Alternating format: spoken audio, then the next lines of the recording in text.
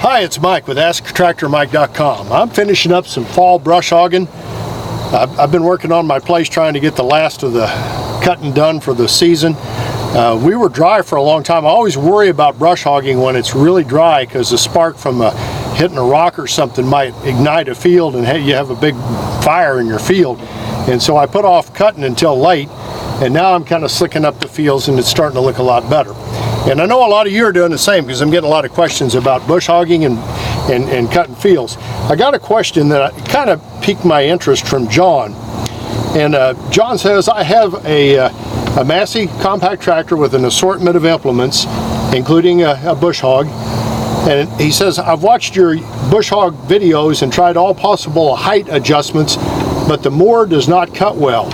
He keeps the blade sharp, and on the upside though, and this is the funny thing, it cuts as if it should cut if I go in reverse.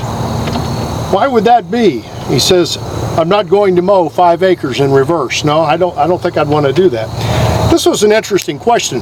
John says his cutter cuts a lot better in reverse than it does in forward. Why would that be? Well, I thought about it a minute, and I thought of 4 reasons that your cutter would cut better in reverse than it would in forward. If you want a little mind challenge here, pause the video, try to name all 4 things. Maybe you'll come up with one I didn't come up with, but I've got 4 reasons today your brush hog would cut better in reverse. And none of us are going to mow our fields in reverse, but it's just something to think about. And it's really hard to get a good cut with we call a bush hog, it's a brand name, or brush hog, slasher, topper. In other parts of the world, a rough cut cutter. It's hard to get a pretty cut with that because it's really not designed for that. A brush hog is designed to cut brush and to make a really jagged cut on the woody plants and an okay cut on the grass. And so what it's designed to do is really gnarl up those woody plants. And I think in Australia, you guys run these, you call them slashers, and they have chains under there instead of blades, and I can't imagine what that does to the woody plants, but I would think it would be really tough and rip a lot of them just totally out of the ground. I'd like to try one of those someday. If I'm ever down under, I'd like to run one of those machines. But in this country, we're cutting with blades, and we kind of expect a kind of a cut that we get on our lawn. Well, one thing on our lawn, we're cutting it not high above the 0-turn mower when we cut. A lot of times our tractor we are. That has a big effect. But here's the 4 reasons I think you would see a better cut in reverse versus going in forward. The first one is when you're cutting backwards, you're probably backing under a tree or under a fence row, and you're driving slow, like really slow. And a lot of times your reverse gears are slower than your forward gears. So that's number 1. When I go backwards, I'm probably going a lot slower, and that's going to impact what the cut looks like. The second reason that the cut would look better going backwards, and this would apply if you were going a long distance backwards. Your cutters are generally supposed to be a little lower in the front than they are in the back. And the reason for that is so you cut the material and it goes out the back end of the machine. So you want a 1 to 2 inch rake from the back to the front with a bush hog cutter. So if you're cutting backwards, what are you doing? Well, actually, if you're cutting backwards, you're cutting the material and then kind of mulching it up and then cutting it again. It'll take a lot more horsepower, but it should make a prettier cut going backwards as forward just because of the rake of the machine. So if you're wanting a little nicer cut with your brush hog, you can make it either dead level or a little bit lower in the back than the front. And again, it's going to take more fuel, but it should make a prettier cut. Number 3, and I think this is a big reason the cut looks better when it's cut backwards versus forwards.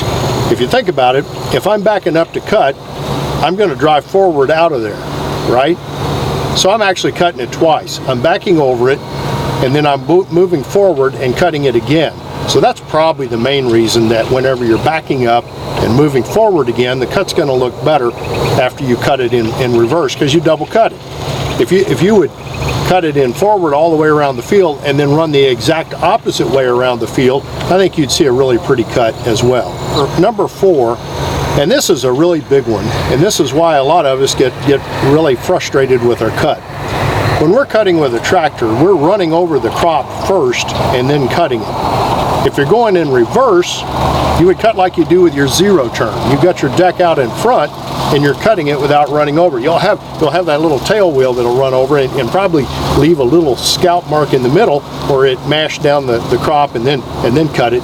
But if you're driving backwards, you're not running your tractor wheels with all that weight of the tractor over the pasture before you cut it. That makes it real tough, because once you go over with the back wheels and the liquid ballast that most of us have, makes it real tough to cut it for the brush hog.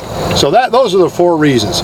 Now, if you've got a bad cut with your rotary cutter, if you're cutting heavy stuff and you've got a bad cut, experiment a little bit with height and with rake, like I said before, with how level the machine is to the ground.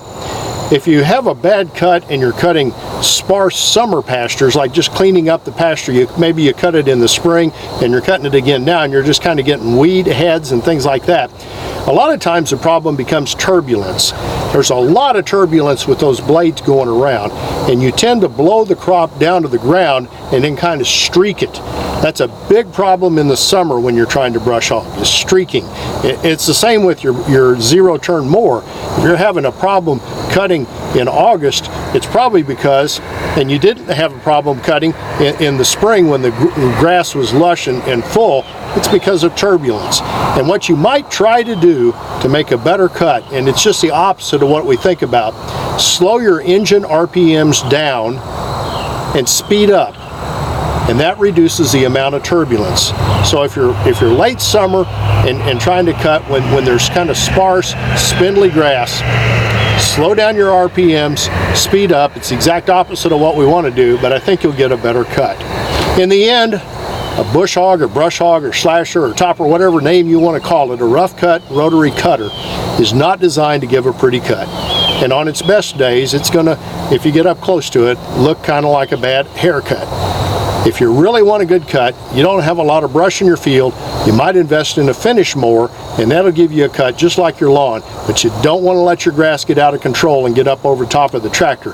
You need to mow it often with a finish mower. I've got 2 videos you might want to watch if you're brush hogging right now. Here's one about keeping your radiator clean, which is real important. Here's one about how to get your PTO shaft off if you're having trouble. And if you'd like to subscribe to my channel, I'd be honored. Click the mic face icon and check the bell so you're notified when I post videos. Thanks for watching.